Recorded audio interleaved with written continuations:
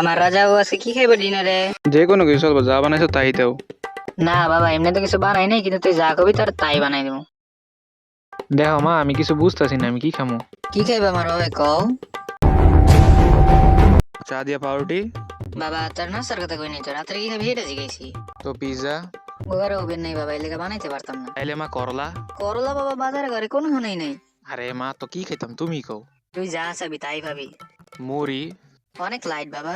পরোটা। অনেক হেভি বাবা। তাইলে ডিম সিদ্ধ খাওয়াই দাও। ডিম সিদ্ধ দিয়ে কি পেট ভরবে নি বাবা? তাইলে আলু ভাজি। কালকাই তো খাইছিলি বাবা। ডাইল ভাত। আজকে দুপুরে তো রানছিলাম বাবা।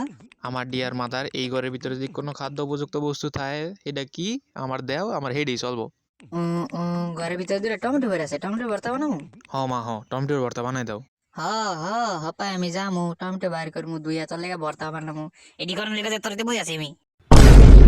হ এই ঘরে কামের বই বই আছে না, তোর বাহির করলা লাগবো, তোর বই পাঁচটা লাগবো, এই হারাম টমেটো ভর্তা খাইবো, কাজে রালতেই থাই আমি। হোটেল খুলে রাখছি তো আমি। আরে মা, আব্বু যদি করলা খায় আমিও খাবো না, তাহলে সমস্যা কি? এতক্ষণ ধরে যে আমি কইতাছি আমার রাজা বাবু কি খাইবো তখন খেতালি না। এতক্ষণে করলা রান্না হয়েছে, তোকে আমি ঘুমাই যেতাম। আরে না ঘুম তো লেখাই নেই আমার নসিব রইতে, কারণ অবজাদার রাইতে ডিনার করবো।